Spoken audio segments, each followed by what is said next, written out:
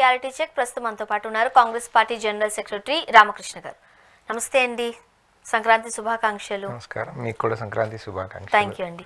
ఈహా ప్రేక్షకులకి అందరికీ సంక్రాంతి శుభాకాంక్షలు. Thank you so much. Ramakrishna గారు, ఎక్కడో కాంగ్రెస్ పార్టీ చెబుతున్న మాటలకి చేస్తున్న పనులకి పొంతన లేదు అంటూ కూడా రాజకీయంగా చాలా మంది మాట్లాడుకుంటున్నారు, చర్చించుకుంటున్నారు. దేశమంతా అత్యంత క్లిష్టమైన పరిస్థితిలో ఉంది, అతలాకుతలంలో ఉంది అని చెబుతుంది కాంగ్రెస్ పార్టీని. మరోపక్క కార్యాలయాలు ప్రారంభించుకుంటూ కాస్త సంబరాలు చేసుకుంటూ మాట్లాడుకుంటుంది కూడా కాంగ్రెస్ పార్టీని. ఏ స్టాండ్ మీద ఉందనుకోవాలి? అంటే మీరు బేసిక్గా వాళ్ళు కాంగ్రెస్ పార్టీ కార్యాలయం ప్రారంభించిన దాని గురించి దేశానికి ముడిపెట్టి మాట్లాడుతున్నారు. నాకు తెలిసి 2016లో సోనియా గాంధీ గారు శంకుస్థాపన చేశారు కాంగ్రెస్ పార్టీ కార్యాలయానికి. ఈ కాంగ్రెస్ పార్టీ మీద మీరు చూసిన అలిగేషన్స్ మొత్తం అంటే 10 ఏళ్ళ, మరీ ముఖ్యంగా 10 ఏళ్ల మన్మోహన్ సింగ్ గారి పరిపాలనలో సోనియా గాంధీ గారు అధ్యక్షురాలుగా ఉండగా కాంగ్రెస్ పార్టీ మీద వచ్చిన ఎలిగేషన్స్, అవినీతి ఆరోపణలు, లక్షల కోట్లు 2016లో మొదలు పెడితే 2025 దాదాపుగా 15 సంవత్సరాలు పట్టింది కాంగ్రెస్ పార్టీకి ఒక కార్యాలయం కట్టుకోవడానికి. దేశాన్ని 60 సంవత్సరాలు పరిపాలించిన కాంగ్రెస్ పార్టీ కార్యాలయం కట్టుకోవడానికి మాకు 16 సంవత్సరాలు పడితే మా స్క్వేర్ ఫీట్ ఎంత ఉందో దానికి 4 రెట్ల స్క్వేర్ ఫీట్తో within a span of 4 years కట్టేసింది భారతీయ జనతా పార్టీ. నిధులు ఇవాళ మా దగ్గర ఉన్నాయా, వాళ్ళ దగ్గర ఉన్నాయా, అక్కడెందుకు సమకూరుతున్నాయి, ఇక్కడ పరిస్థితి ఏంటి? ఖర్గే గారు కూడా మాట్లాడుతూ ఇంకా కట్టిన కాంట్రాక్టర్కి ఇంకా బిల్లులు కూడా చెల్లించాలి అని అదే ఓపెనింగ్లో ఖర్గే గారు అంటం కూడా జరిగింది. సో అదొక పేదరికంలో కాంగ్రెస్ పార్టీ కొట్టుమిట్టాడుతుంది అంటారండి. అంటే చేసిన ఎలిగేషన్స్ తప్పు అంటున్నా నేను. మిగతా రాజకీయ పార్టీలు వారి రాజకీయ స్వార్థం కోసం కాంగ్రెస్ పార్టీ మీద చేసిన ఎలిగేషన్స్ తప్పు. కాంగ్రెస్ పార్టీ ఆ రకంగా లేదు. నీతితో, నిబద్ధతతో, నిజాయితీతో నడుచుకోవడం వల్ల ఇటుకి పేర్చుకుంటూ కష్టపడి కట్టాల్సిన పరిస్థితి. కాంగ్రెస్ కార్యకర్తల దగ్గర నుంచి నాయకుల వరకు ఈ రోజున్న వాళ్ళందరూ కాంట్రిబ్యూట్ చేసి దాన్ని కష్టపడితే 15 సంవత్సరాలకు ఒక కార్యాలయం కట్టుకోగలిగింది కాంగ్రెస్ పార్టీ. సో దాన్ని బట్టి మనం అర్థం చేసుకోవచ్చు. ఎనీహౌ, ఏదేమైనప్పటికీ ఇది ఒక శుభ పరిణామం, సంతోషించదగ్గ విషయం. కాంగ్రెస్ పార్టీ ఒక మంచి కార్యాలయం, సొంత కార్యాలయం ఢిల్లీలో కొంత న్యూ టెక్నాలజీతో హిస్టరీ ఆఫ్ కాంగ్రెస్ పార్టీ అంటే హిస్టరీ ఆఫ్ ఇండియా, భారతదేశ చరిత్ర, కాంగ్రెస్ చరిత్ర ఆ గోడల పైన ఎంబైడ్ అయ్యి ఉన్నాయి. ప్రతి మూల, ఏ మూల చూసినా freedom fighters photos, Congress party స్వాతంత్రం కోసం చేసిన త్యాగం, ఆ తర్వాత దేశాభివృద్ధి కోసం కాంగ్రెస్ పార్టీ ఏమేం చేసింది, ఒక్కొక్క ప్రధాని యొక్క కాంట్రిబ్యూషన్ ఏముంది అనేది ప్రతి ఆ గోడలపైన లిఖించబడి ఉంది. కొంత ఓపిక ఉన్న వాళ్ళు ఎవరైనా సరే కాంగ్రెస్ పార్టీని బ్లేమ్ చేసే ముందు ఏఐసిసి ఇప్పుడు కొత్త నూతన కార్యాలయానికి వెళ్ళి ఆ చరిత్ర కొంచెం చదివితే కొంతన్నా అర్థమవుతుంది. What is Congress, contribution of Congress to nation అనేది అర్థమవుతుంది. దాన్ని వెళ్ళి విమర్శించే ముందు సందర్శించరమ్మని కోరుకుంటున్నాను. ఓకే, ముఖ్యంగా దేశ చరిత్రను గోడల పైన లిఖించారు.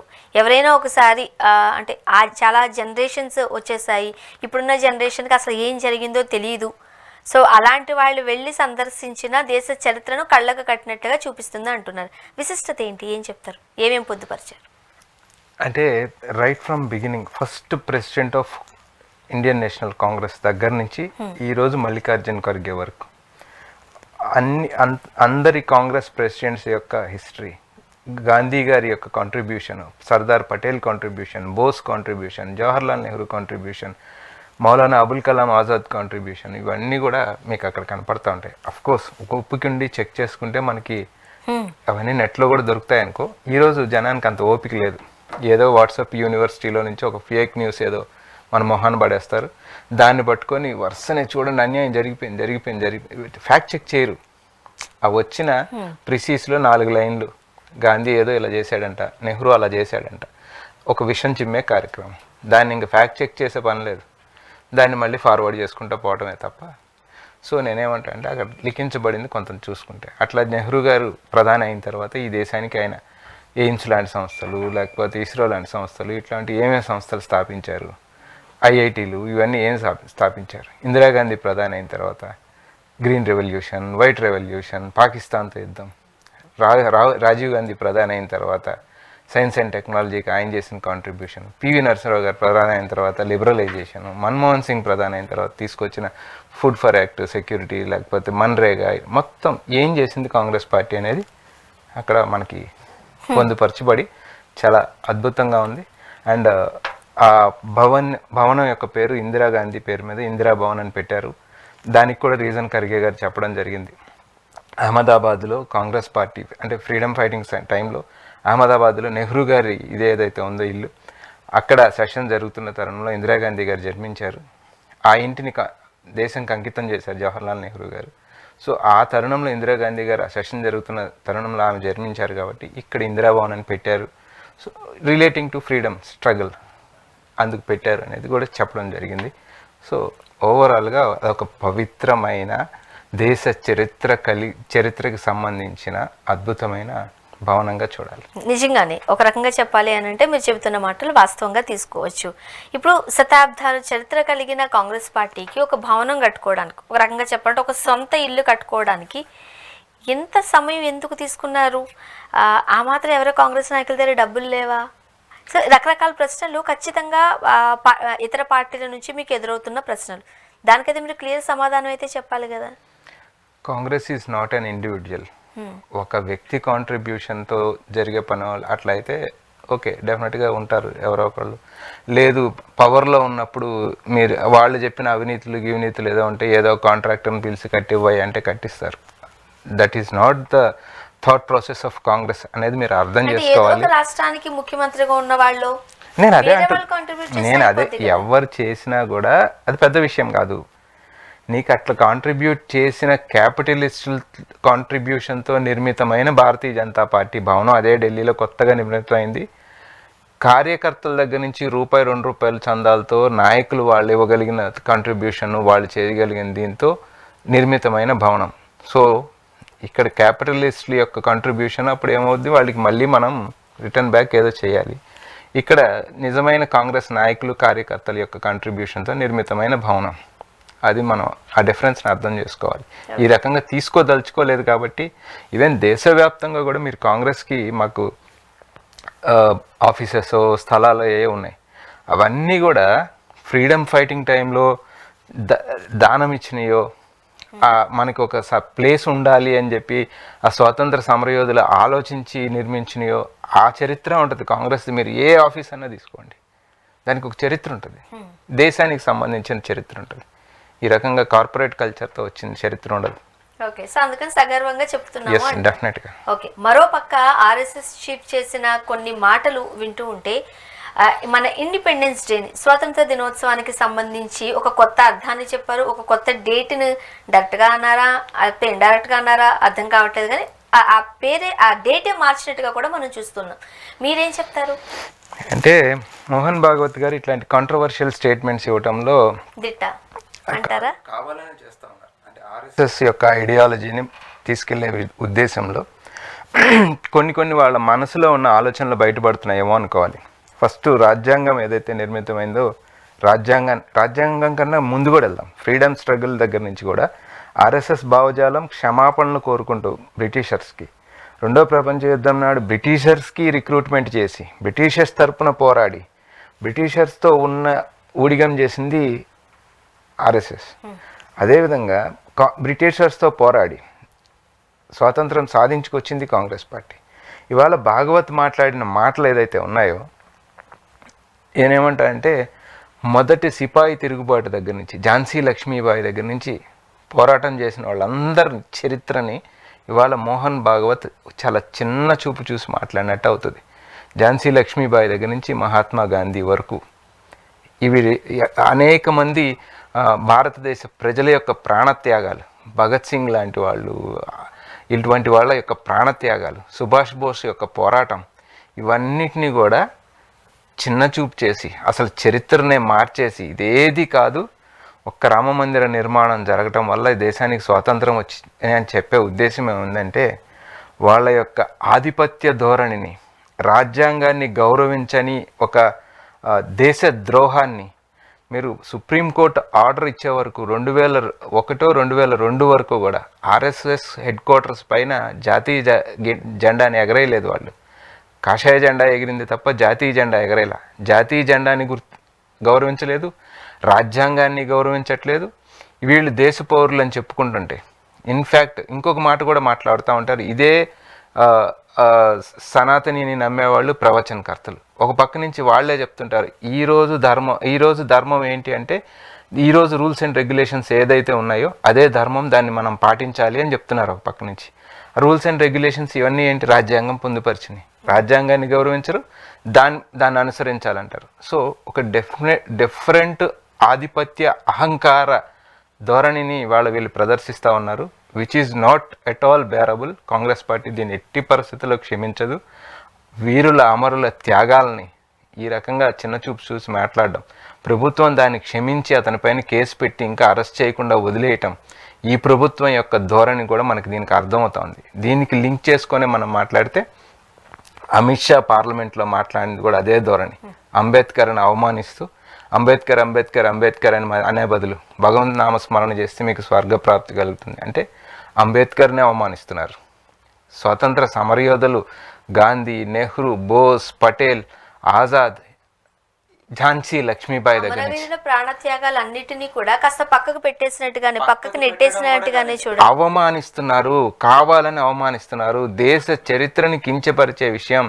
గాంధీ యొక్క పోరాట style of fight, Gandhi style of ఫైట్ని ప్రపంచవ్యాప్తంగా కొనియాడి, ప్రపంచవ్యాప్తంగా అది ఒక గొప్ప నమూనాగా స్వీకరించి ఎన్నో దేశాలు దీని నుంచి స్ఫూర్తి పొంది స్వాతంత్రం పొందితే గాంధీని అవమానించే కార్యక్రమం, నెహ్రూ యొక్క త్యాగాలను అవమానించే కార్యక్రమం.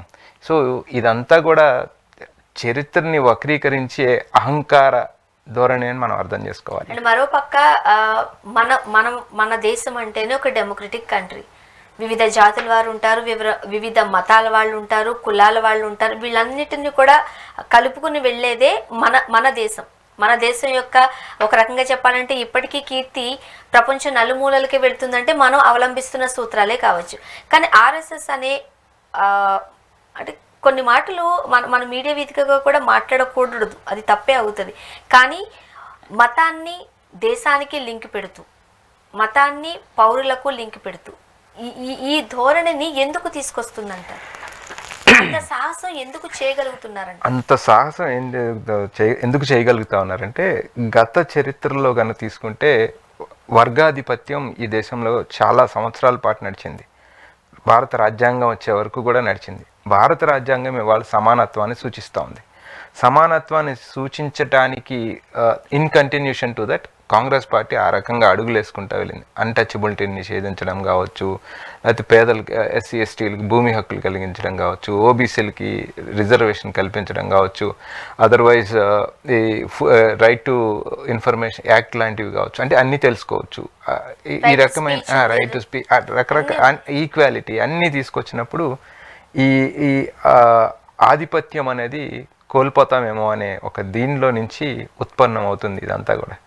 సో డెఫినెట్గా వాళ్ళు ఆలోచించిన తీరుగా ఈరోజు ఏమన్నా నరేంద్ర మోడీ ప్రభుత్వం మళ్ళీ ఆ ఆధిపత్యాన్ని ఒక వర్గానికి కట్టబెట్టే ఒక కార్యక్రమాన్ని చేస్తుందేమో అని ఆలోచించాలి. ఇన్ఫ్యాక్ట్ ఆర్ఎస్ఎస్ని తీసుకున్నా కూడా మీరు అది పూర్తిగా మనుధర్మ శాస్త్రానికి అనుగుణంగా పనిచేస్తున్నట్టు మనకు కనపడుతుంది. వాళ్ళ హెడ్స్ మొత్తాన్ని తీసుకుంటే ఒక్క ఆయన తప్పించి, ఉత్తరప్రదేశ్ నుంచి ఒక్క ఆయన తప్పించి మిగతా హెడ్స్ అంతా కూడా ఒకే ఒక్క సామాజిక వర్గానికి చెందిన వాళ్ళు. ఒక్క మహిళ కూడా మీకు ఆర్ఎస్ఎస్లో కనపడదు. మహిళల సమానత్వం అంటే ఆర్ఎస్ఎస్ ఒప్పుకోదు. ఇన్ఫ్యాక్ట్ భారతదేశ మహిళలు అర్థం చేసుకోవాలి, మనం ఏదో మతపరంగా వెళ్ళిపోయి దాన్ని అమితంగా ప్రేమిస్తున్నాం కానీ మీకు స్థానం లేదు అక్కడ. సో ఆలోచించండి, ఈ విషపూరితమైన ఈ ప్రచారంలో పడి దేశాన్ని నాశనం చేసే దిశగా పోవద్దు. అంటే మీరు అన్నట్టుగా ఇదేమన్నా ఫ్యూచర్లో భయంకరమైన పరిస్థితులకు దారితీసే అవకాశం లేకపోలేదు అంటారా? మతాన్ని దేశానికి, రాజ్యాంగానికి ఎందుకు ముడిపెడుతున్నారు? మతాన్ని, దేశాన్ని, రాజ్యాంగానికి ఎందుకు ముడిపెడుతున్నారంటే దేశం ఈజ్ నథింగ్ బట్ దేశం, రాజ్యాంగం ద్వారా దేశం నడవాలి.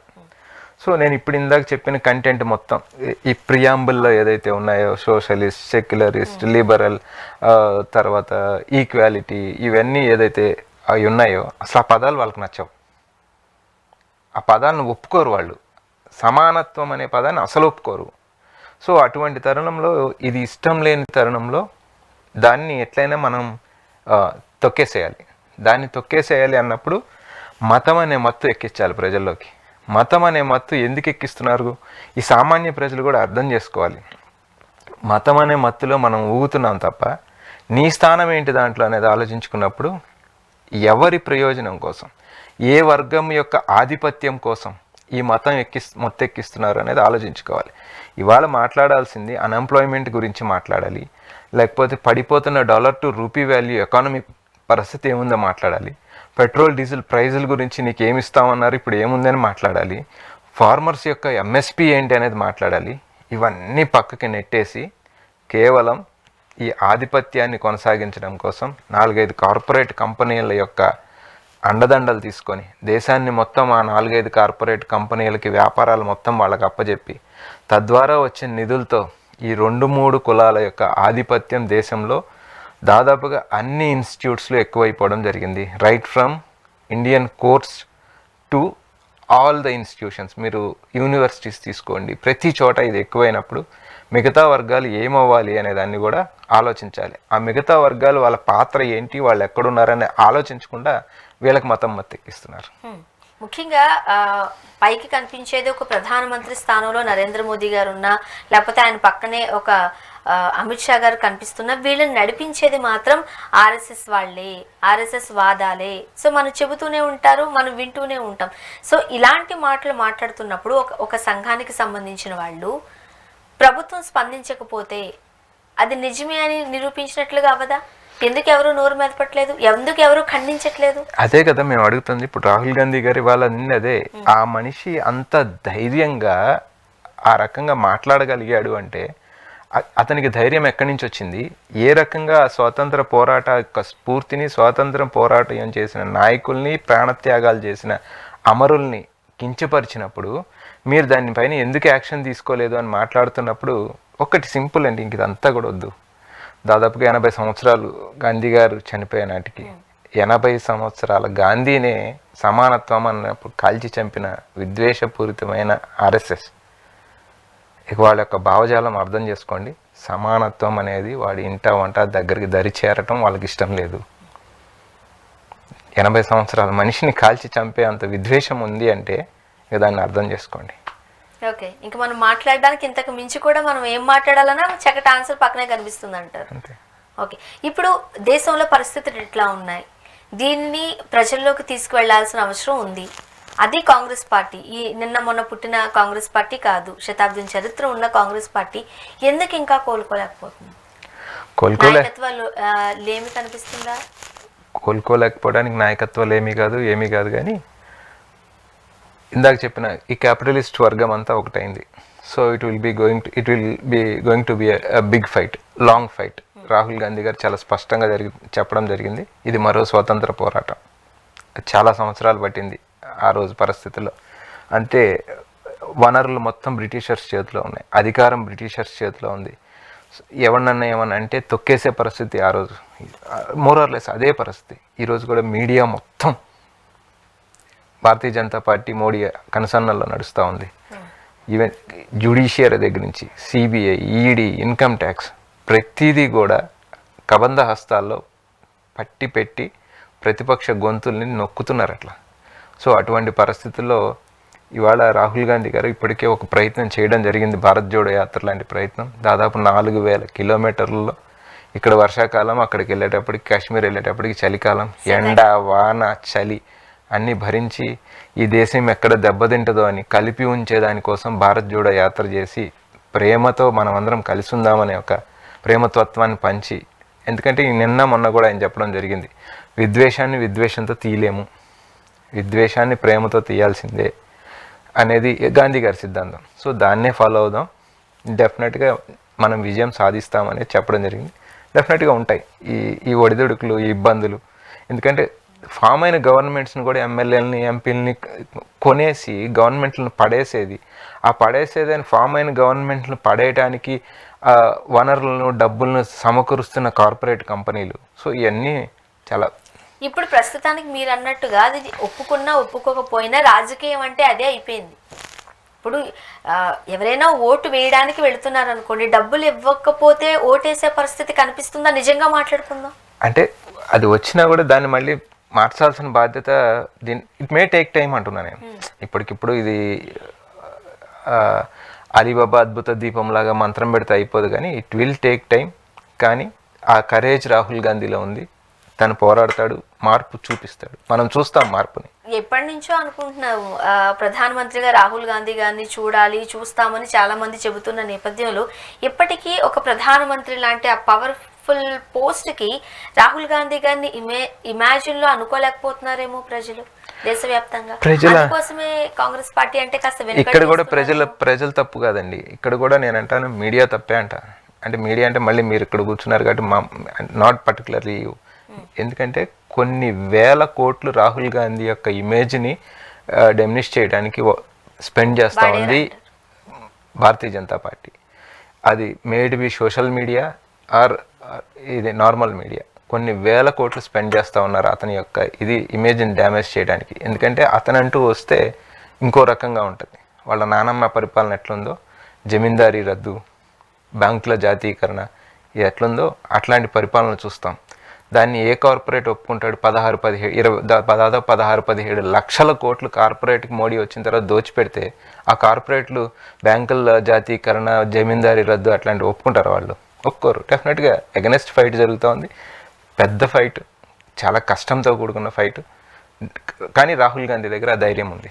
ఓకే, కానీ ఎంత కాదనుకున్నా మనం ప్రాక్టికల్గా మాట్లాడుకున్నట్లయితే కాంగ్రెస్ పార్టీకి ప్రస్తుతానికి ఒక సత్తు లేని సిచ్యువేషన్కి వెళ్ళిపోయినట్టుగా మనం దేశ రాజకీయాలలోనే చూస్తున్నాం. అడపాదడపడి తెలంగాణలోను, అటు కర్ణాటకలో అప్పుడప్పుడు వచ్చి కనిపించి మళ్ళీ ఇలాంటి పరిస్థితులు చూస్తున్న నేపథ్యంలో పుంజుకోవాల్సిన అవసరం అయితే కాంగ్రెస్ పార్టీకి ఉంది.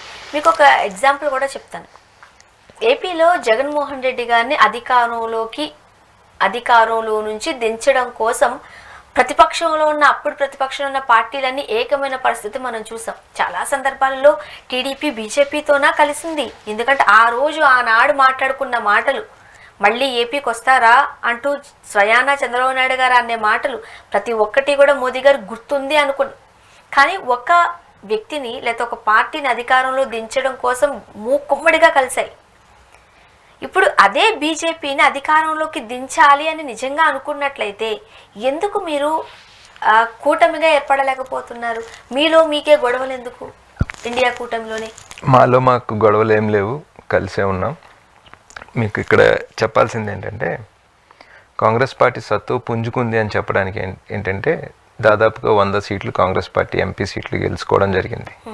In fact election commission of India కనుక వక్రదృష్టితో కాకుండా నేరుగా కరెక్ట్గా లెవెల్ ఫీల్డింగ్ గ్రౌండ్గానే ఏర్పాటు చేసుంటే నాట్ లెస్ దాన్ ఇంకొక 40 seats Congress party alliance partners ఇంకొక 30-40 సీట్లు గెలిచిండేవాళ్ళు. ఇవాళ మోడీ ప్రభుత్వం కాదు అక్కడ.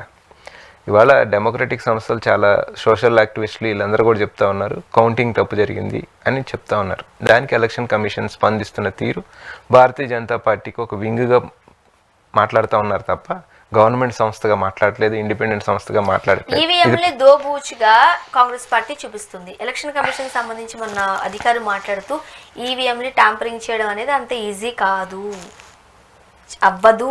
మనం చూసాం 2 రోజుల క్రితం ప్రెస్ మీట్ లో. ఈవీఎం ట్యాంపరింగ్ విషయం పక్కన పెడితే ఇవాళ రాహుల్ గాంధీ గారు ఇవాళ కూడా మాట్లాడడం జరిగింది. ఎలక్షన్ దగ్గర నుంచి మాట్లాడుతూ ఉన్నాం. మహారాష్ట్ర ఎలక్షన్స్ జరిగిన లోక్సభ ఎలక్షన్స్ నుంచి అసెంబ్లీ ఎలక్షన్స్కి 4 నెలల సమయం గ్యాప్. ఆ 4 నెలల సమయం గ్యాప్లో 75 లక్షల ఓట్లు కొత్త ఓటర్లు వచ్చారు. 4 నెలల గ్యాప్లో 75 లక్షల కొత్త ఓటర్లు వచ్చారు. వాళ్ళ అడ్రస్లు ఏంటి, వాళ్ళు ఎవరు, ఎక్కడ పోల్ చేశారు, లోక్సభలో పోల్ చేసిన వాళ్ళు ఎవరు, అసెంబ్లీలో పోల్ చేసిన వాళ్ళు ఎవరు, ఆ డేటా ఇవ్వమంటే మాకు డేటా ఇవ్వట్లేదు. ఇన్ఫ్యాక్ట్ మహారాష్ట్ర పాపులేషన్ 18 సంవత్సరాలు ఓటు హక్కు ఉండేవాడు ఉంటాడు. మహారాష్ట్ర పాపులేషన్ 18 సంవత్సరాల ఓటు హక్కు నిండిన వాళ్ళ పాపులేషన్ గవర్నమెంట్ లెక్క ప్రకారం ఎక్స్ అనే పాపులేషన్ ఉంటే 12 లక్షల ఓట్లు అదనంగా పోలై ఉన్నాయి. ఆ పాపులేషన్ తీసుకున్నా కూడా ఈ 12 లక్షల ఓట్లు ఎట్లొచ్చినాయి దానికి సమాధానం లేదు. అవి సమాధానం చెప్పకుండా ఆయన పొలిటికల్ పార్టీ ఆర్గనైజేషన్ల హెడ్ లాగా పొలిటికల్ మీటింగ్ చెప్పేసి ఇక్కడ ప్రూఫ్స్ ఇవ్వాలి కదా. ఎలక్షన్ కమిషన్ జరగలేదని చెప్పి వెళ్ళిపోవడం కాదు, ప్రూఫ్స్ ఇవ్వాలి.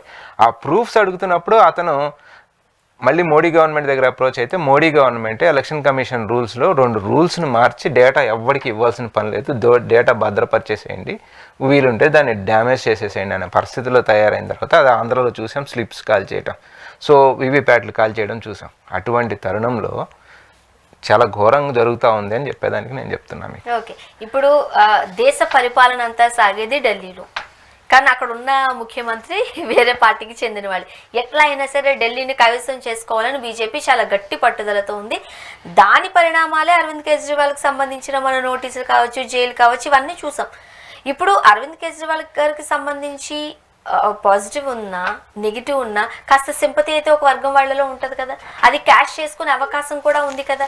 ఇప్పుడు ఆమ్ ఆద్మీ పార్టీ, కాంగ్రెస్ ఇలా 2-3 పార్టీలు ఒక కూటమిగా ఏర్పడినట్లయితే బీజేపీని ఎంతో కొంత నివారించగలిగే అవకాశం ఉంది అంటున్నారు రాజకీయ విశ్లేషకులు, రాజకీయ పండితులు.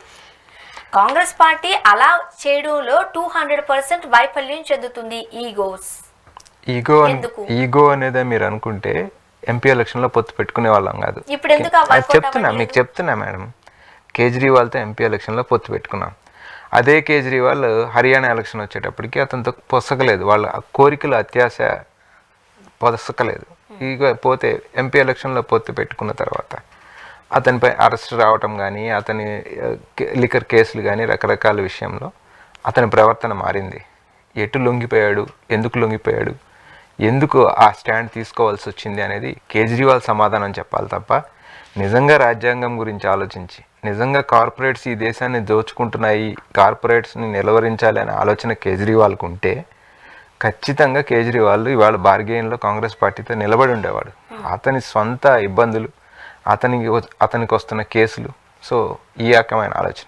రాహుల్ గాంధీ గారు నేను ఒక స్పష్టమైన మాట చెప్పడం జరిగింది. క్యాస్ట్ సెన్సస్ విషయంలో కూడా క్యాస్ట్ సెన్సస్ తీద్దాం, కాంగ్రెస్ పార్టీ నిలబడి ఉంది, కేజ్రీవాల్ స్టాండ్ ఏంటో చెప్పమన్నప్పుడు he is against caste census. So అక్కడ కూడా మళ్ళీ అతను మళ్ళీ మనం తీసుకొస్తే ఫస్ట్ చర్చ్కే ఈక్వాలిటీ అనే దానికి కూడా అతను వ్యతిరేకంగా ఉన్నప్పుడు కాంగ్రెస్ పార్టీ ఏ రకంగా కలిసి ట్రావెల్ చేయగలుగుతుంది అనేది కూడా అక్కడ ఒక క్వశ్చన్. చిన్నప్పుడు ఒక కథ చెప్పేవారు, గుర్తుందా? ఈ రొట్టె ముక్క నీకు నీకు నీకు నీకు అని గొడవలు పెట్టుకునే టైంలో వీళ్ళిద్దరికి కాకుండా వేరే ఎవరో వచ్చి పట్టుకెళ్ళిపోయారంట. ఇప్పుడు పరిస్థితి అలా కనిపించట్లేదా మీకు? డెఫినెట్ గా ఇవన్నీ ఉంటాయి. ఇప్పుడు ఏపీలో కూటమి ఏర్పడడానికి చాలా లక్ష కారణాలు కనిపించినా కూడా ఎలా అయినా సరే మేము అధికారంలోకి రావాల్సిందే ఒక మొండి పట్టుదలతో ఉన్నారు, సాధించుకున్నారు. ఇప్పుడు వాళ్ళు ఏం మాట్లాడారు, అసత్య ప్రచారాలు చేశారు, ఇప్పుడు ఏపీలో అన్ని అమలవుతున్నాయి లేదా అంతా సెకండరీ, అధికారం వచ్చిందా లేదా. కళ్ళ ముందు మనకు ఒక ఇన్సిడెంట్ కనిపిస్తున్నప్పుడు ఎందుకు కాంగ్రెస్ పార్టీ అంత ముక్కుసూటిగా ముందుకు వెళ్ళలేకపోతుంది? ఇక అధికారమే ధ్యేయం, ఏదో ఒకటి చేసేసైనా అన్నప్పుడు నేను వాళ్ళని ఇంతసేపు వాళ్ళ గురించి మాట్లాడడం ఎందుకు, మేము 4 కార్పొరేట్ సంస్థలతో కుమ్మక్కైపోయి మీరు కావాల్సింది మీరు తీసుకోండి, దేశంలో మేము కూడా మీకు దోచి పెడతాం, మోడీయే కాదు అతనికన్నా మేము ఇంకా ఎక్కువ దోచి పెడతాం అంటే మేము అసలు దిగే పరిస్థితి లేదు కదా. సో దానికి ఒక పద్ధతి, ఒక దేశాన్ని నిర్మించిన తర్వాత ఆ దేశాన్ని తీసుకెళ్లి వేరే వాడికి ఎవడికి అమ్మేస్తుంటే చూస్తా కాంగ్రెస్ పార్టీ ఎలా ఊరుకుంటుంది, ఉండలేదు కదా. సో కొన్ని ప్రిన్సిపల్స్, కొంత డిసిప్లిన్ అనేది దేశ భవిష్యత్తు కోసం మెయింటైన్ చేయాల్సిన బాధ్యత ఈ కాంగ్రెస్ పార్టీ పైన ఉంది. సో తదనుగుణంగానే కాంగ్రెస్ పార్టీ నడుచుకుంటారు. సో ఇప్పుడు కాంగ్రెస్ పార్టీ ముందున్న లక్ష్యం ఏమంటారు, ఎలా ముందుకు వెళ్ళాలనుకుంటున్నారు? కాంగ్రెస్ పార్టీ ముందున్న లక్ష్యం ఈరోజు దేశంలో అతిపెద్ద ప్రమాదం, ప్రజాస్వామ్యం ప్రమాదంలో పడతా ఉంది. రాజ్యాంగాన్ని పరిరక్షించడం కన్నా కాంగ్రెస్ పార్టీ ముందు ఇంక పెద్ద లక్ష్యం ముందు. దాన్ని కనుక సేఫ్ గార్డ్ చేస్తే ఈ దేశ ప్రజలు 140 కోట్ల ప్రజలు సురక్షితంగా ఉంటారు. ఏదైతే ఈ దేశంలో విద్వేషాలు మతం పేరుతో కావచ్చు, కులం పేరుతో కావచ్చు, రకరకాలుగా విద్వేషాలు రెచ్చగొట్టి అధికారాన్ని చేపడతా ఉన్నారు, ఆ విద్వేషాలు లేకుండా ఎక్కడో కూడా విద్వేషంతో ఏది ఎదగదండి. చాలా చాలా ప్రమాదం విద్వేషం అనేది. సో దాన్ని నిలువరించాల్సిన బాధ్యత ఈ దేశానికి స్వతంత్రం తెచ్చి దేశాన్ని నిర్మించిన కాంగ్రెస్ పార్టీ పైన ముందున్న ఏకైక లక్ష్యం. రామకృష్ణ గారు, మనం చాలా ఇంట్రెస్టింగ్ టాపిక్ మాట్లాడుతున్నాం, కాకపోతే ఈ సబ్జెక్ట్కి సంబంధం లేదు, కానీ ఒక విషయం నా దగ్గర వరకు వచ్చింది, మిమ్మల్ని అడుగుతా. కిరణ్ కుమార్ రెడ్డి గారు చాలా ఇంట్రెస్టింగ్ కమెంట్స్ చేశారు. నిజమే, చాలామంది ఏమనుకుంటారంటే రాజశేఖర్ రెడ్డి గారు కనుక బ్రతికి ఉండుంటే ఈరోజు రాష్ట్ర విభజన జరిగి ఉండేది కాదు, ఇదంతా అయ్యి ఉండేది కాదని చాలామంది అనుకుంటూ ఉంటారు. ఒక్కొక్క సందర్భంలో నేను కూడా ఏమో రాజశేఖర్ రెడ్డి గారు ఉంటే ఇదంతా జరిగి ఉండేది కాదేమో అనుకుంటారు. సమైక్యవాదులందరూ చాలామంది మాట్లాడే మాట. బట్ కిరణ్ కుమార్ రెడ్డి గారు చాలా ఇంట్రెస్టింగ్ మాట చెప్పారు. 2009లోనే దీనికి సంబంధించి ఒక పునాది పడింది, ఒకవేళ రాజశేఖర్ రెడ్డి గారు బ్రతికి ఉన్నా ఇలానే జరుగుండేది అని. వాస్తవమేనా? ఇట్స్ ఎ ఫన్నీ థింగ్, అది సిల్లీ థింగ్ కూడా. ఎందుకంటే ఇక్కడ ఒకటి చెప్పాలి, సీరియస్గా మాట్లాడేటప్పుడు. ఒకటి, కాంగ్రెస్ పార్టీ 2004లో మేనిఫెస్టోలో పెట్టడం జరిగింది, కాంగ్రెస్ అధికారంలోకి వస్తే తెలంగాణ ఇస్తామనేది మేనిఫెస్టో పెట్టడం జరిగింది. సరే, తెలంగాణ ప్రామిస్ చేసిన తర్వాత ఇవ్వాలి డెఫినెట్గా. కాంగ్రెస్ పార్టీ అంటూ ప్రామిస్ చేసిన ఏ ప్రామిస్ ఈ రోజు వరకు ప్రామిస్ తప్పల. మోరోవర్ సిడబ్ల్యూసి రెజల్యూషన్ ఉంది దానికి. సో దాన్ని కౌంటర్ చేయడానికి రాజశేఖర రెడ్డి గారు ఏం చేశారంటే అభివృద్ధి నమూనాని తీసుకున్నారు. ఏదైతే వీళ్ళు మాట్లాడుతూ ఉన్నారో నీళ్లు, నిధులు, నియామకాలు, ఇది అడ్రస్ చేస్తే మనకి ప్రాబ్లం సాల్వ్ అయిపోద్ది కదా. దీని గురించే కదా పోరాటం అంతా జరుగుతుంది. సో జలయజ్ఞంని తీసుకున్నప్పుడు రాష్ట్ర వ్యాప్తంగా సమానంగా తీసుకోవడం జరిగింది ప్రాజెక్టులు. Only Rayalaseema project, Kostandhra project, Uttarandhra ప్రాజెక్టులు తీసుకోవాలా, అంతే సమానంగా తెలంగాణలో కూడా పూర్తి స్థాయిలో ప్రాజెక్టులు మొత్తం భుజానికి ఎత్తుకోవడం జరిగింది. సో అండ్ మోర్ ఓవర్ మనం ఇక్కడ నిధుల విషయం చూసుకున్నా కూడా హైదరాబాద్ అద్భుతంగా ఫ్లరిష్ అయింది ఆయన టైంలో. నిధులు, నీళ్లు, నిధులు, నియామకాలు, ఉద్యోగాలు కూడా మీరు చూసుకున్నప్పుడు ఆల్మోస్ట్ యూనివర్సిటీ ప్రొఫెసర్స్ కానీ, విఏఓలు కానీ, విఆర్ఓలు కానీ, ఈ డిపార్ట్మెంట్ ఆ డిపార్ట్మెంట్ అని లేదు, ఎక్కడెక్కడ ఖాళీలు ఉన్నాయో మొత్తం నింపేశారు. సో ఆ మూడింటిని అడ్రస్ చేశారు రాజశేఖర రెడ్డి గారు. ఆ మూడింటిని అడ్రస్ చేస్తూ కూడా ఆయనకు ఒక ధైర్యం ఏముందంటే, ఐ కెన్ కన్విన్స్ హైకమాండ్, నేను ఇది చేసి హైకమాండ్ని కన్విన్స్ చేసి దీన్ని ఆపగలను అనే ధైర్యం ఆయనకుంది. 100% ఆయన బ్రతికుండి ఉంటే టీఆర్ఎస్ అనే పార్టీయే ఆ రోజుకి ఏమైంది, ఎమ్మెల్యేలు మొత్తం ఎక్కడున్నారు, ఎట్లా జరిగింది. ఇన్ఫ్యాక్ట్ హరీష్ రావు గారు కూడా ఇక లోతుపాతుల్లోకి వద్దు, కానీ ఖచ్చితంగా తెలంగాణ రాష్ట్రం అనేది ఏర్పడేది కాదు. కిరణ్ కుమార్ రెడ్డి గారు ఏంటంటే తన బలహీనతను కప్పిపుచ్చుకోవడం కోసం. కానీ ఆ రోజు సమైక్యవాదుల్లో చాలా గట్టిగా బలంగా తన వాయిస్ కూడా వినిపించారు. మీకు చెప్తానండి. అక్కడే తన ఒక కాంట్రడిక్టరీ స్టేట్మెంట్ ఏం చెప్పారంటే, ముఖ్యమంత్రి కాబట్టి రాజశేఖర రెడ్డి గారికి అదనమైన ఇన్ఫర్మేషన్ ఉంటుంది, రాజశేఖర రెడ్డి గారికి హైకమాండ్ వాళ్ళు తెలియజేశారు, సో రాజశేఖర రెడ్డి గారికి కూడా తెలుసు అని మాట్లాడాడు ఆయన మాట్లాడేటప్పుడు. మరి విడగొట్టే నాటికి ఇతను ముఖ్యమంత్రి, కిరణ్ కుమార్ రెడ్డి ముఖ్యమంత్రి కదా, మరి ఆ హైకమాండ్ దగ్గర అంతే యాక్సెస్ ఉంటుంది కదా, అంతే ఇన్ఫర్మేషన్ ఇతనికి వచ్చి ఉంటుంది కదా. మరి ఆఖరి బాల్ 6 కొడతా అని ఎవరిని మోసం చేశారు, ఎవరిని మాయ చేశాడు అంటే, కలిపి ఉంచుతానని ఆఖరి నిమిషం దాకా ఎవరిని మోసం చేశాడు. సో కన్నింగ్ జాకల్ చేష్టలు చెయ్యొద్దు అంటాను నేను. రాజశేఖర రెడ్డి గారు ఒక గొప్ప వ్యక్తి, అతనికి సమానం నువ్వు ఏనాడు కాలేవు, కంపేర్ చేసుకోవద్దు. అంటే ఏదైతే నిధులు, నియామకాలు, నీళ్లు, ఈ స్లోగన్తోనే తెలంగాణ ఏర్పడింది కాబట్టి ఆ ప్రాంత వాసులకి వాటిని ఫుల్ఫిల్ చేసినట్లయితే రాష్ట్ర విభజన అవసరం లేదు అని గట్టిగా నమ్మారు ఆ రోజు రాజశేఖర రెడ్డి గారు, అంతే కదా. 100%. దానికోసం ఆయన చేయాల్సిన ప్రయత్నం చేశారు. అది సాటిస్ఫై అయ్యిండుంటే ఈరోజు తెలంగాణ ప్రజలు కూడా అడుగుండేవారు కాదు. ఈ రోజు తెలంగాణలో మీరు గడప తట్టండి, రాజశేఖర రెడ్డి అంటే బోర్ నేర్చేవాళ్ళు ఎప్పటికీ లక్షల్లో దొరుకుతారు. సో రాజశేఖర రెడ్డికి ఎక్కడ, ఇతను ఎక్కడ, అనవసరమైన చర్చ ఇది. అతనేదో అతను పెద్ద గొప్ప నాయకుడు అని ప్రొజెక్ట్ చేసుకొని భారతీయ జనతా పార్టీ లేదా పదవడుకోవడానికి మాట్లాడాడేమో కానీ మారేశాడు ఆయన, పార్టీ మారేశాడు. అక్కడ ఏదైనా పదవడుకోవడానికి నేను అంత పెద్ద స్థాయి నాయకుడు అని చెప్పుకునే ఒక ప్రక్రియ తప్ప, అతను రాష్ట్రాన్ని, ప్రజల్ని తప్పుదోవ పట్టించి అతను కదా మోసం చేసింది. ముఖ్యమంత్రిగా నీకు మరి రోజు హైకమాండ్ టచ్లో ఉంటుంది, విషయాలు చెప్పుంటావు కదా, లాస్ట్ బంతి కొడుతున్నా 6 కొడుతున్నా అని ఎందుకు మోసం చేసింది. ఏదో అదృష్టం బాగుంది, ఎవరి కాళ్ళ వెళ్ళబడ్డాడో ముఖ్యమంత్రి తెచ్చుకున్నాడు, అంతటితో ఆగితే కాంగ్రెస్ వాళ్ళుగా మేము ప్రశాంతంగా ఉంటాం తప్ప అంతకు మించి అతను మాట్లాడడం మంచిది కాదు. థ్యాంక్ యూ సో మచ్ అండి రామకృష్ణ గారు, మీ అభిప్రాయాలు మాతో పంచుకున్నారు. Thank you very much. Thank you. ఇది వాళ్ళ రియాలిటీ చెక్. Stay tuned.